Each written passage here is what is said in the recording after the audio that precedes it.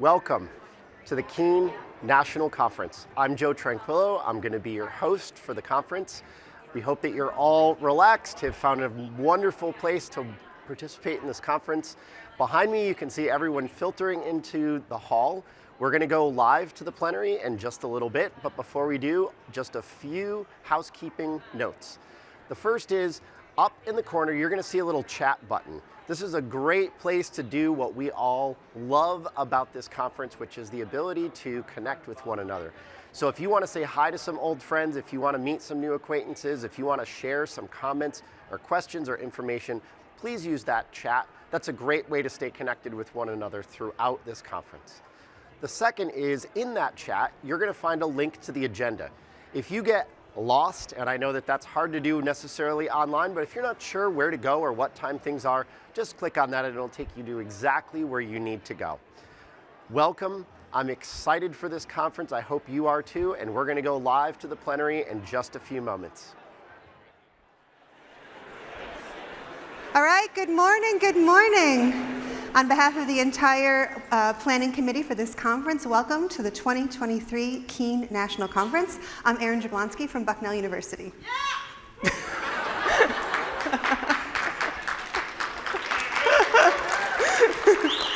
and I'm Matt Marshall from RIT. Woo! And today, I'm glad you're celebrating, because today really is a day to celebrate, since it's been 3 really long years. Mike? All right, we good? It'd be weird, but you can talk into mine. Okay. No.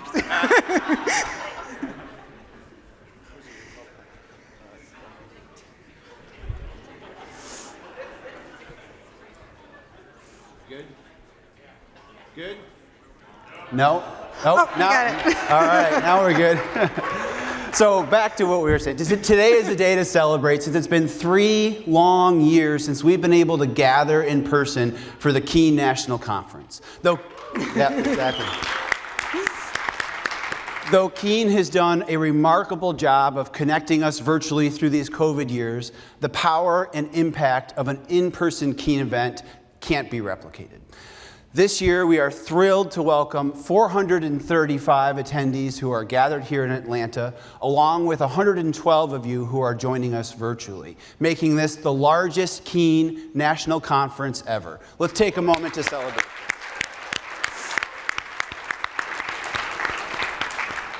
Our expanding network now consists of 55 universities.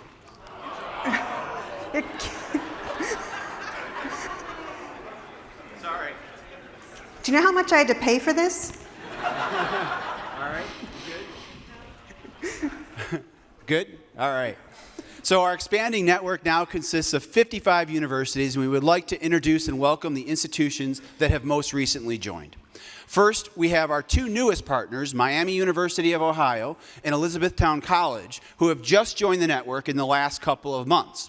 But we also want to recognize the partners who have joined since the last time we were able to all gather in person. These include the Citadel,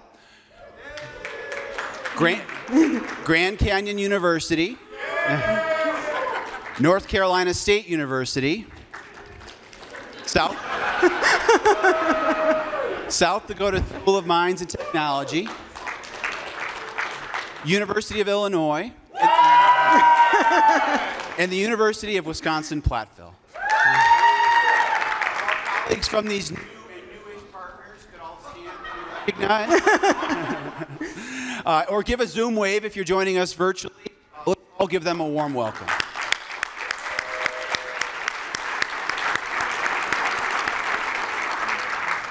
For those of us who are not new, let's make sure we introduce ourselves to the newest partners over the next couple of days. When you show up to a workshop or to lunch, sit with somebody that you don't know or don't yet know. All first-time attendees will be wearing a name tag or a tag on their badge that identifies them as such. So please take the time to welcome them. Some of these new colleagues will be rising stars in just a few years. Thank you. We also want to highlight our partners who are celebrating sort of anniversaries with the network.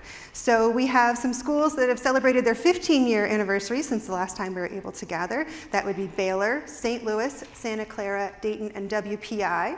And so I'd ask if our friends from those schools and the even earlier joining partners would please rise and be recognized. Baylor, St. Louis, Santa Clara, thank you. All right. The reason I want everyone to see who those folks are is because they are a fantastic resource for you. As you're joining the network and you're implementing EML on your campuses, these are the folks that have done it the longest and may have some really great tips for you.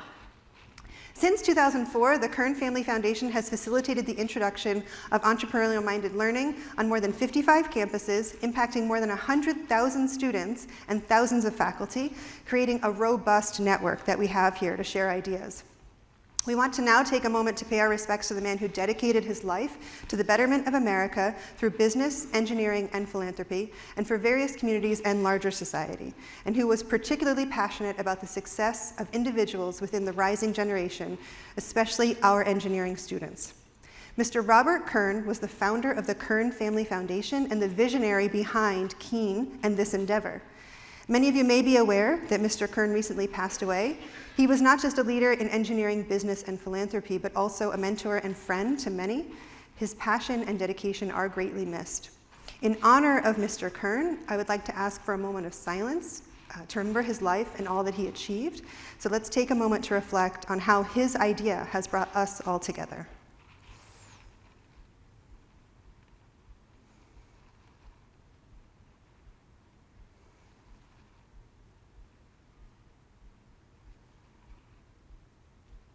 Thank you.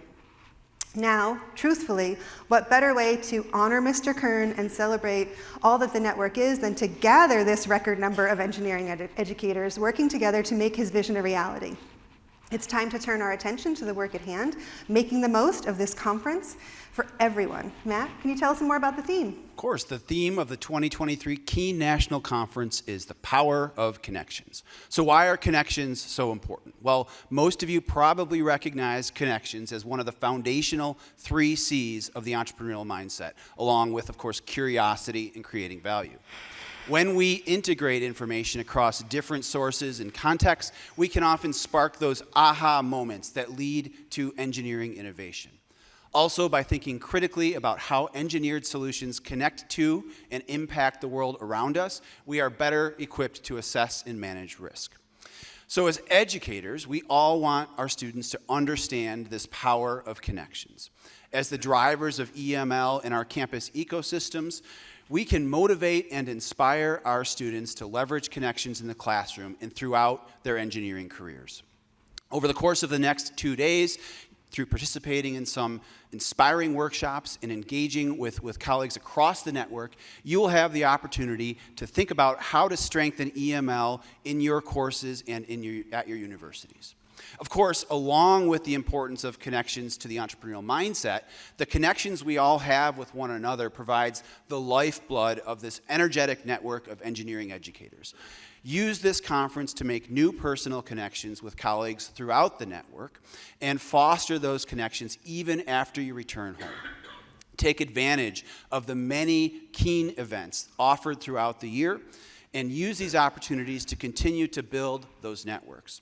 Engineering Unleashed is also a great way to stay connected and meet other faculty who share your interests. We'd also like to introduce or reintroduce the Keen Leadership Council. The KLC is a group of nominated and elected individuals representing a variety of institutions. Each KLC member serves as a connection node for a group of partner schools. The first KLC meeting was in March of 2022, and we wanted to organize ourselves around our purpose and to think strategically about the future of the network. The Keen Leadership Council folks are tagged on their badges. You'll see a little ribbon across the bottom for them. And they are, again, another great resource for you as you're introducing entrepreneurial-minded learning on your campus. Those of you who have been to a Keen event, and I know we have a lot of first-time, but those of you who have been, let's go out again.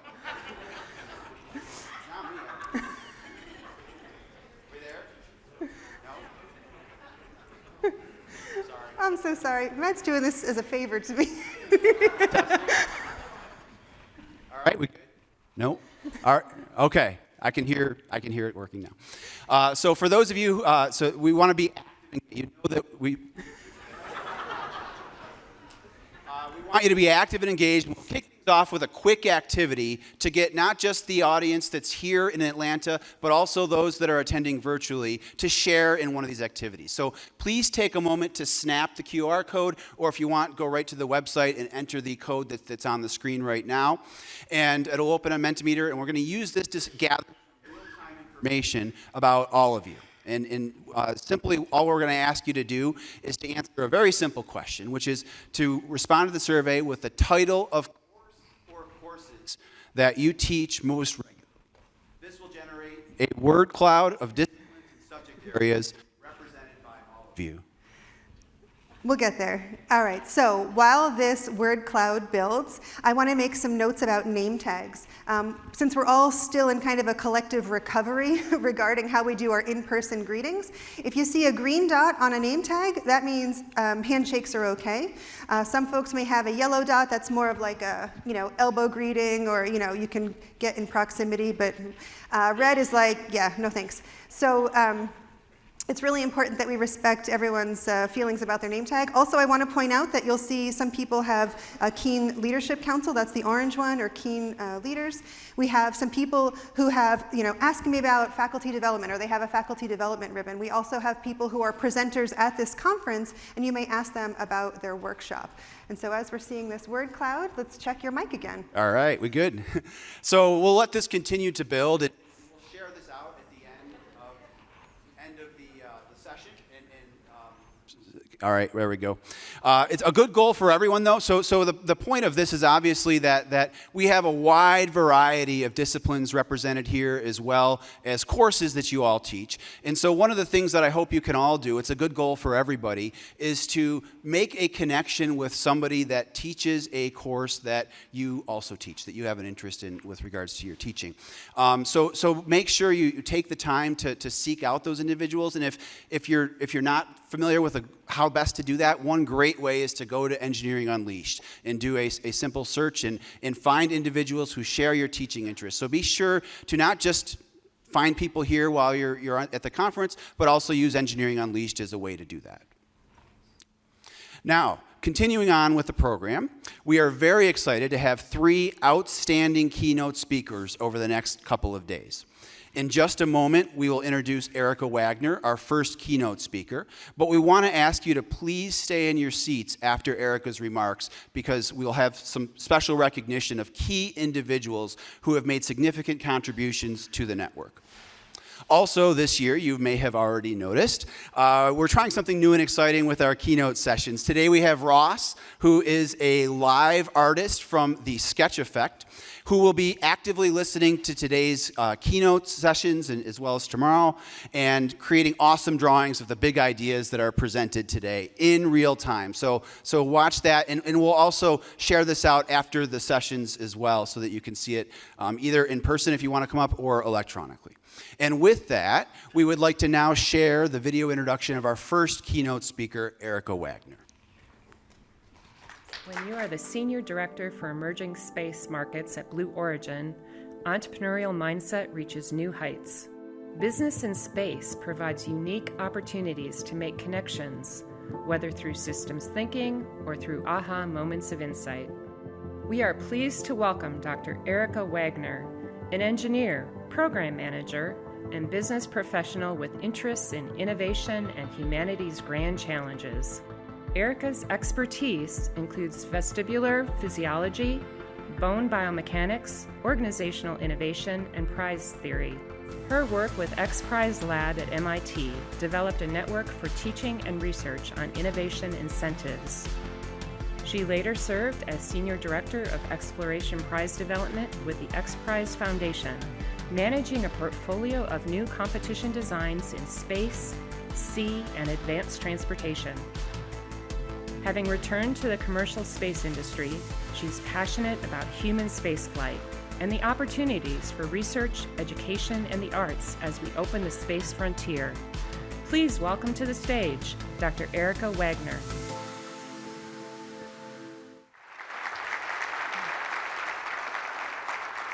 Good morning. Are we okay with our mic now? Hey, fantastic. Thank you so much for welcoming a recovering academic, someone who is passionate about the work that you're all doing, not only to teach our next generation about the importance of engineering, but how we teach and why we teach. So I'm going to try to come back to those themes a little bit in my talk today. Thanks for welcoming a newbie. I am going to talk today about building a road to space, and I'm missing my clicker. If someone can pass that along to me. We'll keep working. I'll work with my team in the back. If I can get that first slide up. Awesome. So we're thinking a lot at Blue Origin about the future of spaceflight and how we start to open up the doors of space to more and more people, more and more users. Excuse me. So I'm going to hope that we have had enough caffeine to actually start with our eyes closed this morning. So what I would like to have everyone do is close your eyes and think with me about being in a desert valley out in the western part of Texas. You've got cactus around you, lots of beautiful Texas landscapes, mountains to the east, mountains to the west, and a valley that stretches north to south. And this morning we are going to start climbing a steel tower, and this is 6 flights of stairs straight up, and the sun's just peeking up over that eastern mountain range. As we get to the top of the tower, we look across the launch gantry, and what we see is a rocket. This is New Shepard. It's going to take you to space today. Now, as we walk across that launch gantry, think of every Mercury, Gemini, and Apollo mission footage you've ever seen. We're going to climb into the capsule, we're going to get into our seats, and we're going to strap into a 5-point harness, check our comm systems, and our crew trainer is going to wish you a good journey. Close up the hatch, and you're going to get the countdown in your ear. You're going to hear 10, 9, 8. The engines are going to light about 65 feet below you, 110,000 pounds of thrust, liquid hydrogen, liquid oxygen, coming together to make this incredible force of steam and fire at the base of the engine. And as we hear 3, 2, 1, the engine is going to lift off. We're going to start climbing into that West Texas sky. Now, New Shepard's kind of special. Whereas the space shuttle had small windows that were above you looking up at the sky, New Shepard has some of the largest windows ever built for a spacecraft. And they let you look out across the horizon as you start to see that Texas Valley falling away below you. Climbing up, you see the sky go from blue to black, and you start to see the curve of the Earth. And as we reach main engine cutoff, that three Gs of force that's been on you, all that shaking and rattling and rolling suddenly cuts off. And now you're free. You're going to unbuckle that seatbelt and open your eyes, and you're going to be able to see this out the window. Maybe you're going to turn a somersault. Maybe you're going to do some experiments for your students. Maybe you're just going to sit and marvel at this little blue planet, our Blue Origin, down below you. And it's a really special thing because fewer than 700 people have ever had this view. Fewer than 700 people in the whole history of humanity have ever been across the Kármán line, that boundary between the Earth and space, and started to really contemplate what it's like to have this planet down below us that looks free of boundaries, free of conditions, to see that little thin blue line of atmosphere that protects us all. So as we start to think about this, what I want to talk today a little bit about is the why and how I think that motivates students and the rest of the world to hopefully leverage space and think about space as their next problem space and their next place to find solutions. Our vision at Blue Origin is set by Jeff Bezos is to have a future someday where we can have millions of people living and working in space for the benefit of Earth. And I want to break that down a little bit because I think it actually ties a lot to the 3 C's here at Keene. Millions of people means that we are talking about connections. It's not just a crew or an expedition, it's actually getting to the point where we're having communities. Living and working in space means we are creating value. We have those connections and we are actually thinking about not just being there in the power of seeing, but the power of that value creation. And the value that we're working to create every day is for the benefit of Earth. You'll hear some people talk about we go to space because we've got to get off of this planet. We think that the most important thing that we can do is make sure that we preserve the planet. And there's a good reason why. Earth is still the best planet in the solar system. Hands down, no arguments. I know I probably have some Pluto huggers out there, but when we think about this amazing set of resources we've been given, we are never going to recreate this. We need to figure out how do we harness the power of space, the resources of space, the energy of space, to come back and keep this a place that we can live. So our mission is really threefold at Blue. And when we are talking to students, when we're talking to our interns, when we're talking to our new employees, we say there's really 3 gates. The first gate that we have to do is to think about how do we radically reduce the cost of getting to space.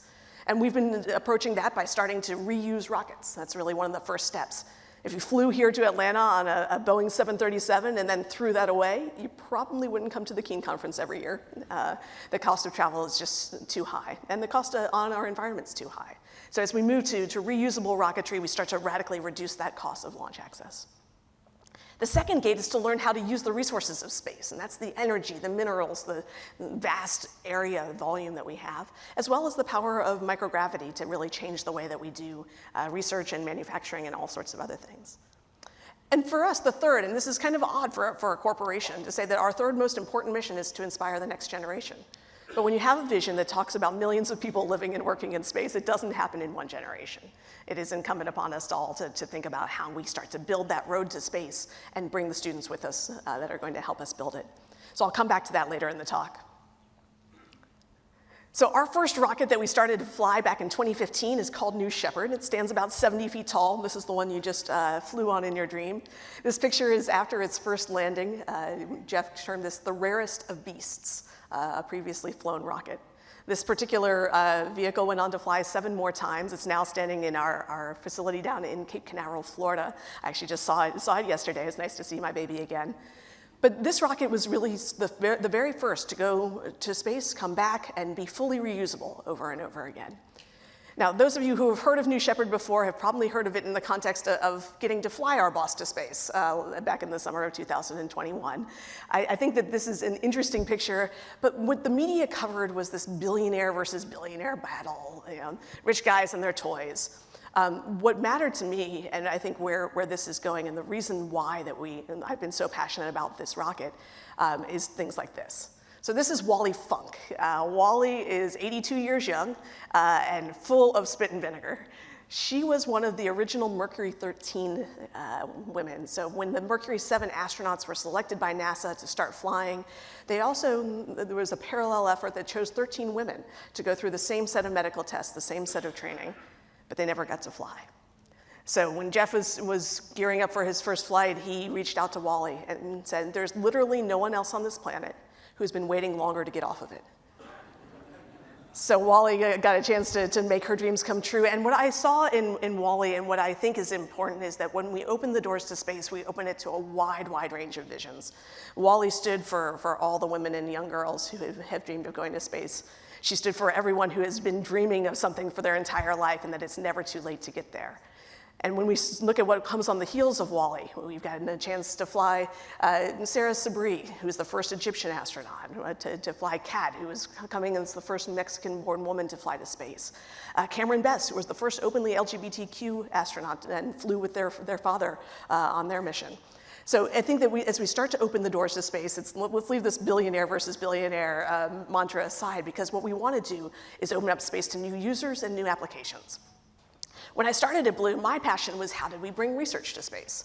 And how do we open the doors to more and more research? So this little gadget you see on the screen is a propellant tank that was developed by Dr. Stephen Collicott at Purdue University. Do I have any Boilermakers in the crowd here? There we go. There's always one. So Stephen was really passionate about what happens with fluids in microgravity. And it's a really cool surface tension-driven phenomenon. Happy to talk to anyone who wants to nerd out about microgravity fluid physics. But when Stephen was looking at how do we do fluid transfer, how do we do refueling of satellites in space, he also found that he was learning some valuable lessons that applied here on Earth. So what you see on the right is him partnered with a small business out of Richmond, Virginia called Orbital Medicine. It was trying to figure out how you treat pneumothorax, a collapsed lung in space. And it turns out that all the devices we use today are very gravity dependent. And when you can use the lessons that we learn about fluid physics and geometry-driven flow, you can actually now treat this better on medevac helicopters, on naval ships in high seas. But what was even more fun was when Stephen got a call from a teacher down in rural Indiana whose 8-year-olds, this is a second grade teacher, had asked whether or not fireflies could light up in space. And she called Stephen and says, I hear you understand how these things work. And to his credit, as a great engineering educator, he didn't say, well, here's the answer. He said, would they like to find out? And what his students then did is went down and worked with these 8-year-olds, built a small device to look at the firefly chemistry to figure out whether this would work. Turns out they can. Nothing wrong with our Firefly friends in microgravity. But then the teacher took it one step further. And these students started writing letters to their state house. They were so excited about what they had learned by sending their science to space that they got the Firefly, the lightning bug, declared the state insect of Indiana. Right? This is the power of curiosity, the power of connections.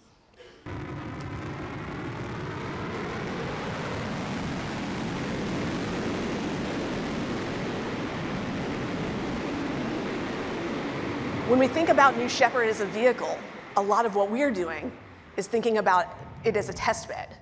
So as we learn to do this rocket landing maneuver, this is solving the inverted pendulum problem. Right? We are doing it with a very short rocket, so that means you're balancing a pencil on your finger rather than a yardstick. But this is how we are learning to do all the systems we need for reusable rocketry, for vertically controlled landings, for a lot of our sort of predictive algorithms and software. And we're using this New Shepard as a test bed to develop the technologies for our next rocket. New Glenn, which you see on the right, stands tall enough that if you laid it down on a football field, you'd go goalpost to goalpost. The New Shepard rocket fits in the nose cone, in the fairing of New Glenn. This is coming down the pipeline. I was just down in our facility in Florida, really excited to see this fly. But you hear us talk about gradatum ferociter. And I think that this is one of those places where we also see the power of how engineering education works and the way in which you're teaching in your classrooms. Because New Shepard is a test bed. It's a prototyping opportunity for us. It's how we're learning not just to build a rocket, but to build a team that builds rockets, to build the tools, to build the core capacity, to build the understanding, to build the markets that feed into our next step. And that next step goes quite a bit farther. Whereas New Shepard goes up to the Kármán line right around 100 kilometers and comes back down, New Glenn takes us to the moon. And it also takes us to low Earth orbit, which is where I spend most of my time thinking about these days. I am the strategy and sales director for the Orbital Reef Space Station. The ISS, International Space Station, has been an incredible workforce up in low Earth orbit for the last 20 years, continuously inhabited. It's also one of the most complex things ever built and one of the most expensive at over $150 billion from the 15 nations that collaborated. It's coming to the end of its life. NASA and its partners have announced that they're retiring the ISS in 2030, so we are standing on the precipice of how do we replace this with something that's more efficient and more open. We think about the International Space Station as sort of being a lowercase I, and this is intended to be a global space station that's open to all the nations of the world. There are now more than 75 nations that have space programs. And it's really interesting to watch as they come online because they almost all are starting with the use of space to impact the data that they need for their national development. Data for agriculture, data for disaster mitigation. And now they're moving into thinking about things, how do we start to use space for the rest of our innovation? How do we use space in manufacturing, space in research, space to inspire our next generation? The orbital reef is intended to be sort of a business park in space. It's not a very sexy way of describing it, but it's an effective one. That central corridor is built by Blue Origin and our partners at Sierra Space to have all of the infrastructure that we need for everyone else to bring their applications. So we provide the power, the thermal, the guidance, navigation, and control, all of the communications. And then our applications are coming on as modules. We'll start with a habitat and a laboratory, but we're talking to folks who want to build a manufacturing facility, the next generation of entertainment and movie studios, people who want to think about a hotel in space and how we open up these doors wider and wider. And then we come back to the why. Again, why do you go and spend time in low Earth orbit? Aren't we off to the moon? Aren't we off to Mars? Turns out that we still need to have our opportunities here. The rocket equation tells us it's about 10 times more efficient to be in low Earth orbit than it is to be on the surface of the moon. So as long as we're doing things that we can do here, we're going to continue to do research and development. We're going to continue to look down and do Earth science. We're going to make innovations in sustainability for the built environment, and we're going to inspire the next generation. My own research when I was a graduate student focused on bone biomechanics. And if you think about the structures here, these are two vertebrae. These are our rat vertebrae. The one on the top grew up its entire life in one gravity. The one on the bottom spent some time in microgravity. And bone is really interesting. It's an adaptive structure. It lays down in accordance with Wolff's law. It's going to build up to accommodate the loads that are placed on it. So you see these vertical spicules that go and carry those loads. But in microgravity, the osteoclasts, the bone-resorbing cells, come back in and say, you know what, doesn't look like you need that anymore. There's no load on this structure. And we start to see a form of osteoporosis. For our 40-year-old astronauts living on the International Space Station, exercising an hour to an hour and a half every day, they still have a rate of bone loss that is about 10 times as much as a grandmother with osteoporosis. So we have to learn how to solve these problems in space. And while we do so, it turns out we're generating really valuable information for how we treat the rest of us here on Earth. Combustion in space is totally fascinating. These are two flames. The one on the left, everyone's drawn a birthday candle on a birthday card. The one on the right, this small, cool flame, very spherical. The one on the left is driven by buoyancy and convection. The combustion products get hot, they get less dense, they rise up, they pull the cool oxygen into the base of the flame and continue to burn. Well, that's not happening. We don't have density-driven phenomenon in quite the same way in space. So we get these small, cool flames that you can't really study here on the ground.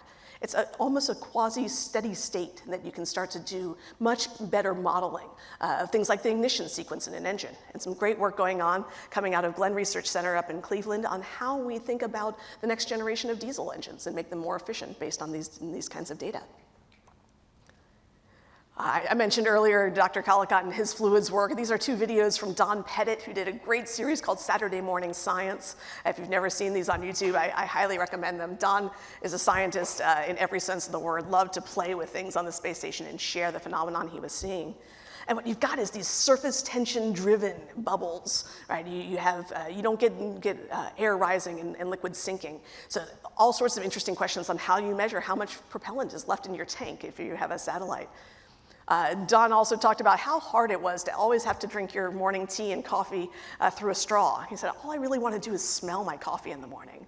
Right? So he took a binder cover, taped it together, and made the world's first open-ended coffee cup using critical wetting angle theory to give himself a nice cup of coffee. Now, these things are great if you're thinking about life in space, but they turn out to also be relevant for technology here on the ground, driving new insights for microfluidics, for medical diagnostics, more efficient inkjet printers, and all sorts of other technologies. On the left here, you see one of the first space tourists. This is Richard Garriott. His dad actually flew on Skylab. He was not an engineer, though. Despite his dad's best intentions, he ended up being a video game designer. And when he made his millions, he decided what he really wanted to do was go to space and share it with kids. So he partnered with the Challenger Learning Centers to make a series of videos showing kids how this stuff really works. This cell he's holding, something very simple, just colored water and oil, making salad dressing in space, essentially. And again, you see those density-driven phenomenon, very different. But on the right is why it matters, because on the right, what you see is a fiber optic cable. So really interesting fiber optic work coming down the pipeline in high fluoride cables. Z-bland is a common formulation we're hearing about a lot these days. When you pull Z-bland on the ground, the theory says you should get a very high bandpass fiber. The reality is that we have these little crystalline structures solidifying out. When you do it in microgravity, they don't. And so you end up with this much cleaner glass, the ability now to use that in medical lasers, in military aviation technologies. Maybe someday a trans-Pacific cable. As a space business person, I would love to have that market. We'll see how that goes, but we're learning a lot about the fundamentals of microgravity material science. When we look back at the Earth from 250 miles up, it's an incredible thing to see. This picture is actually taken a bit farther out. You can see the whole globe, that blue marble. NASA is using data from our views of Earth to benefit the Earth. And I can't tell you how many times I've sat down next to someone on an airplane and I said, well, why are we spending our money in space? Shouldn't we be spending it on the ground? And first I explained, well, every dollar we spend in space actually is spent on the ground, so we can talk about that. But I think it's also important to recognize that we wouldn't know about climate change in the ways that we do if we didn't have space assets. We are using space every day to understand our weather patterns. We're using space every day to understand the kinds of data that we need to monitor our own planet. And I wanted to point out to a project, if you're not familiar with it, called Surveyor. This is a collaboration between NASA and USAID, really thinking about how do we use the data that the first space economies are developing to serve the rest of the world and the emerging space economies. So we now have those 77 space nations that I was talking about before, and they're getting data to impact the way that they plant their crops, to look at desertification and the way that the Earth is changing around them, to think about disaster mitigation. Lots of great data coming back from the conflict in Ukraine and giving us real-world eyes on what's going on here on this planet. I mentioned earlier the power of space for making sustainability. When we are building these built environments, they are closed environments. We have solar panels gathering in the energy of the sun. Everything else we've got to either recycle or bring up with us. And so it's much more efficient when we can to recycle. The astronauts on the ISS joke that today's coffee is also tomorrow's coffee. You got to be aware of what a full recycling system means. But we are about 90% closed on water loops now and getting better. The oxygen loops are getting closed. Our energy is still coming in from the sun, but getting more and more efficient in how we use it. This is really a test bed for us. And the orbital reef that we're building is going to be relying on the best that we have in sustainable technologies. And then I mentioned inspiration. So back in 2019, we founded Club for the Future. This is an educational nonprofit associated with Blue Origin to inspire the next generation in space and STEM and STEAM, and to start helping students to see themselves in that future. And I think this is one of those themes that really resonates with the conversations I've been having at the breakfast table and the reception last night. That when students see themselves as having that agency, when they see themselves as being able to be part of the why, be part of the solution, that it really does change the future. We started with a very simple project in Club for the Future, and it's called Postcards from Space. Now, when I was really little, my grandparents took a big trip over to Europe, and they sent back a piece of mail to us. And it was my first airmail stamp, right? This is something that went into my little stamp binder, and I collected it as a kid, and I was really excited to see how connected I was with these countries that were so far away. Well, these are postcards drawn by students. They put them in the mail, send them to us. We load them up onto the New Shepard rocket, launch them to space, bring them home, mark them as space mail, and send them back.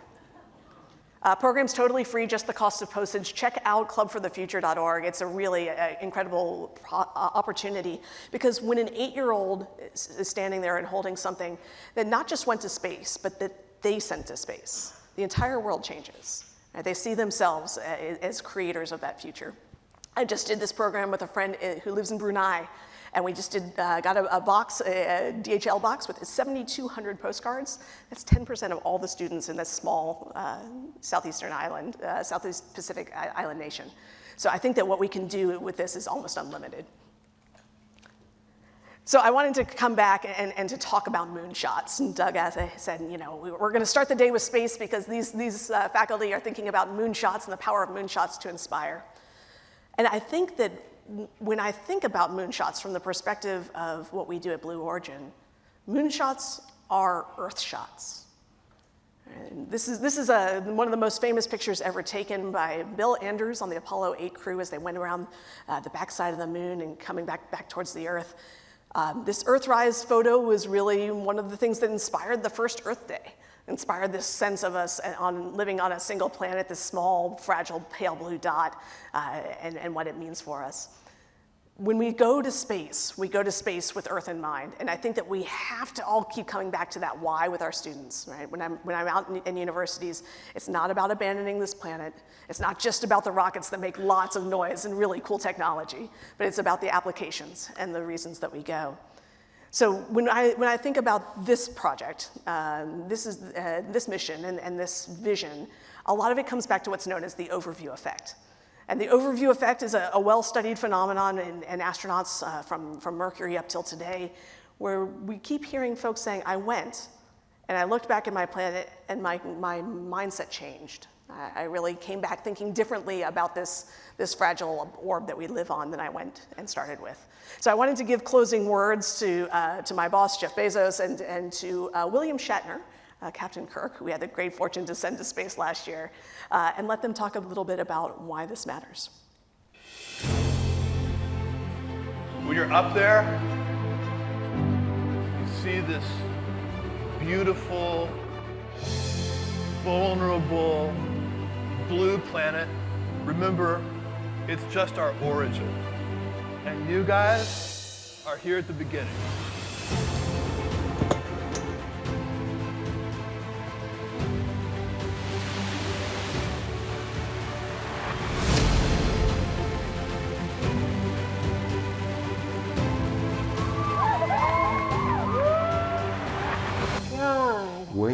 this. Oh, Jesus.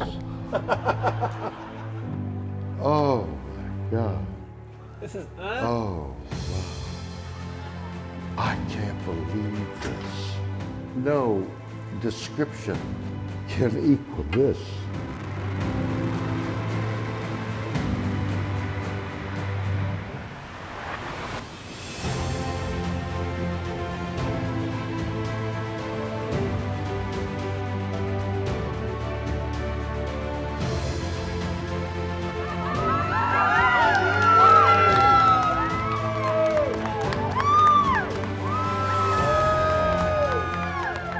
Everybody in the world needs to see. There is Mother and Earth and comfort, but what you see is black. What you have given me is the most profound experience I can imagine. I'm so filled with emotion about what just happened. It's extraordinary, extraordinary.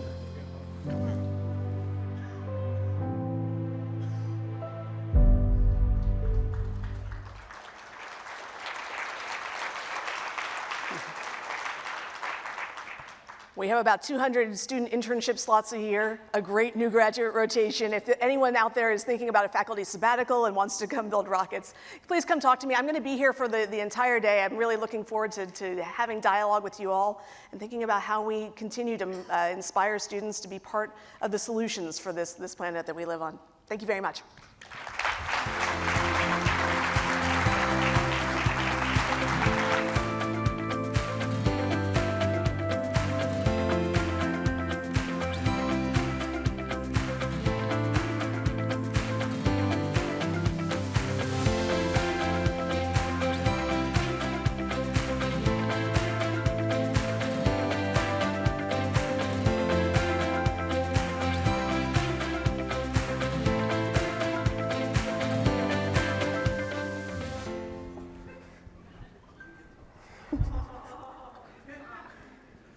I think all of you know what this is. It's the Keen guitar. So my name is Heath LeBlanc from Ohio Northern University and a member of the Keen Awards Committee. I have the honor today to present this Keen guitar to one of our rising stars. A little bit about the Rising Star Award itself. The Keen Rising Star celebrates and recognizes the great Keen faculty from around the nation that are working to instill the entrepreneurial mindset in our students, that are driven by that entrepreneurial mindset, and that continue to create value for others through that process of what they're doing on their campuses.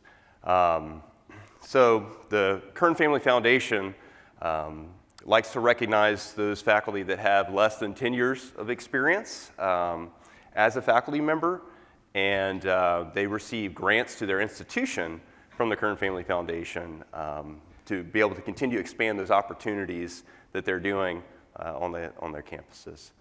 So for the top Keen National Rising Star Award for this year, we have Caitlin Maluk from Rowan University. So please give me a good round of applause for Caitlin.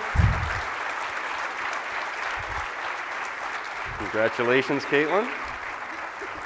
So in addition to the guitar, which I'm sure she's going to play for us later,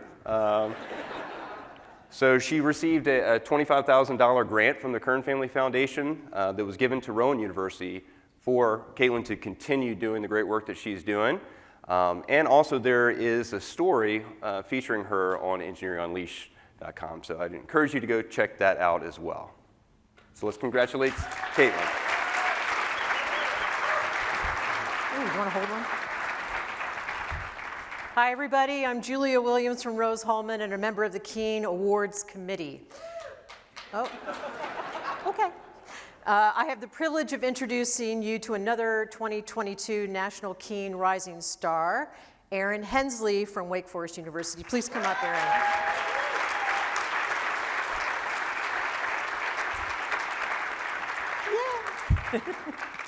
So let me give you this. So in addition to this award, Erin received a featured story on Engineering Unleashed and a $10,000 grant to, oh, come up here.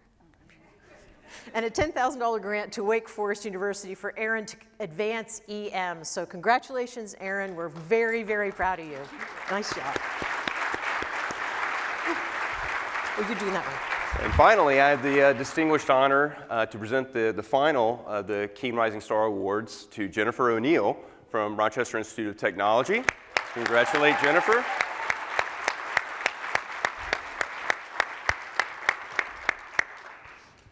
So, like Aaron, Jen has a featured story on Engineering Unleashed and also received a $10,000 grant from the Kern Family Foundation. So let's congratulate Jen and Caitlin and Aaron.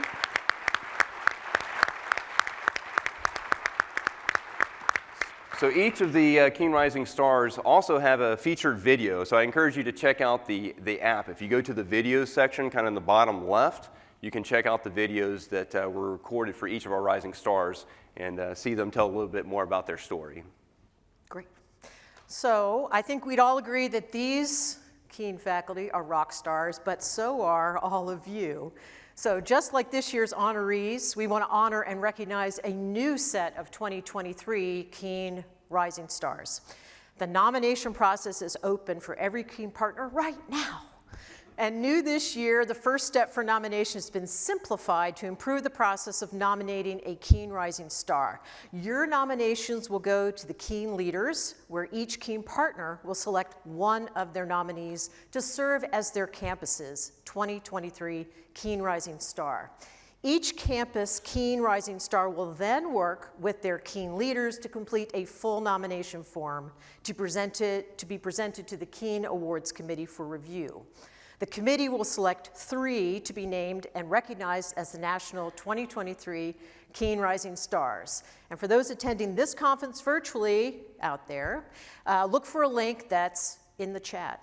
There will be additional information shared with our community after the conference concludes. The awards committee will be hosting a Q&A session on February 1st, virtually, 2 p.m. Eastern. Registration for this session is available in Keen newsletters, letters, and conference emails. These nominations are due on February 20th, so don't miss the deadline. So one more time, please put your hands together and join us in congratulating your 2022 Keen Rising Stars, Caitlin, Aaron, and Jen.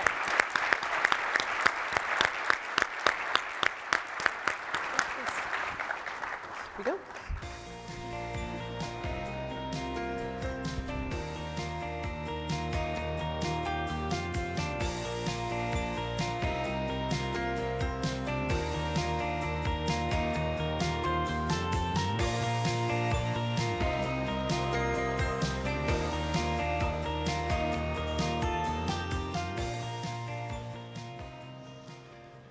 Good morning. I'm J.D. Yoder from Ohio Northern University. It's so good to be here among so many friends and colleagues. It is so fitting as we open a conference focused on the power of connections, we're able to recognize Dr. Tim Krewall as a Keen Distinguished Contributor. I've had the privilege of knowing Tim since he became the first Keen Program Director at the Kern Family Foundation in 2008. A central part of Tim's focus was his deep belief that networks are the way to create change. As you noticed at the opening reception last night, Keen events always allocate time to relationship building, so please take advantage of that time. I believe that is very much part of Tim's legacy, and the reason that Keen, unlike so many other organizations I've been introduced to, truly is a network. We share freely with schools across the country and with schools with which we compete in our backyard. We come together annually to honestly share success, tactics, and even failures as we move forward on our quest to improve undergraduate education by instilling students with the entrepreneurial mindset. Our shared success and the network itself is due in no small part to Tim Krewall. He led the network at a formative time, at a critical part of our initial growth. I'm not sure either Tim or I would have believed back in 2008 that we would be here together with over 50 partner institutions, 90 schools represented, and nearly 600 attendees. That is fantastic. I can think of no greater validation of Tim's belief. This network has created change, both within the network and across the country.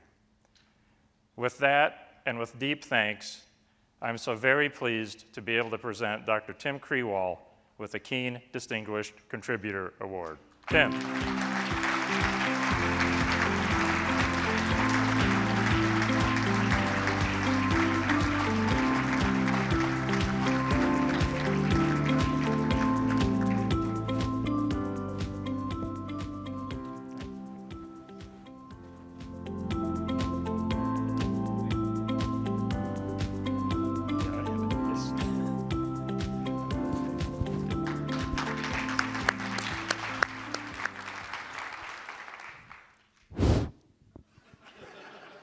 I've only got two things to say. It's always a risk to let me have the microphone. And Jim said, no, you can't talk. I got to have two things to say. The first is, holy cow, JD, could you see this compared to what we had 10 years ago? I mean, this is awesome. Sridhar and Jonathan and Nassif, Chris Kitts, you know, you guys were there and you made it happen. It's awesome. I don't feel, I'm not very good at getting awards. And I really think I should give this back to the people within the Keene organization now, because it's they who have grown this. And so I'd like to just recognize, you know, what Doug has done, Jordan, Sue, Karen Wilkin, Jim Ron. You know, I mean, this is awesome that they've had the courage to continue supporting this. It's awesome, humbling, exciting for me to be back. And I would like to thank Jim for giving me the opportunity to work with Mr. Kern. I wish Mr. Kern was still alive.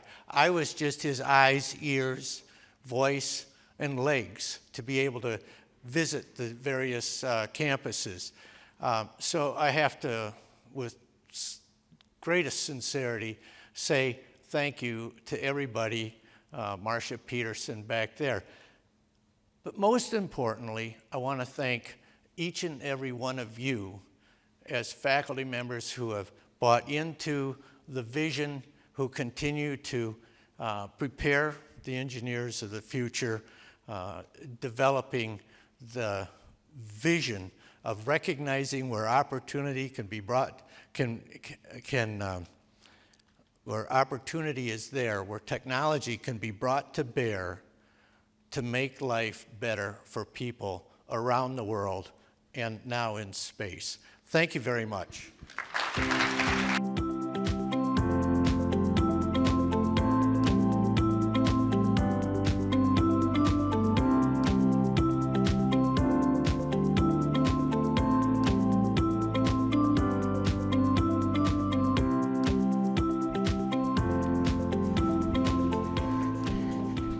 All right. Congratulations to our rising stars and to Tim for their many contributions to the network. Next up here for folks in person or wherever you may be, you'll be headed to your first workshop. If you look at the back of your badge, you'll see all of your assignments and where to go when. We look forward to seeing you all later at EM Collaboration and for the evening social, as JD mentioned. These are important opportunities to meet new people, to get to know folks, to share ideas. That is one of the greatest values of this network. And for those of you joining us virtually, stay tuned for the upcoming virtual panel beginning at 10 Eastern. I want to give a special thanks to JD. I also want to note that he has 3 green dots on his badge, so interpret that as you like. Thank you, everyone. Enjoy your workshops.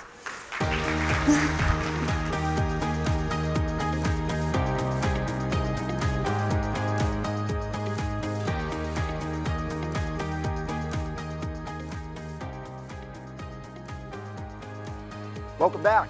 Are you inspired? Wow, that was incredible. Congratulations to the award winners and Erika. Wow. I mean, who wants to go to space? I mean, sign me up. That is absolutely incredible. Just a couple wonderful things that I took away from that was, space being open to all, and this idea that we can use space as a laboratory, not just for research and discovery, but for our own imagination, to think differently. The rules are different, the constraints are different, the type of problems that you encounter are different, and that you can do things like reimagining what it means to have your morning cup of coffee. So, what I want you to do is to maybe freshen up your cup of coffee or something. We're going to join you back again on the main stage to have a moment to hear from some keen leaders. We have a great session lined up. Please come back and join us. I'll be the moderator for that session. We have some absolutely wonderful folks from the network to help enlighten us about some great things that you can take into your classrooms. See you back here in just a couple more minutes.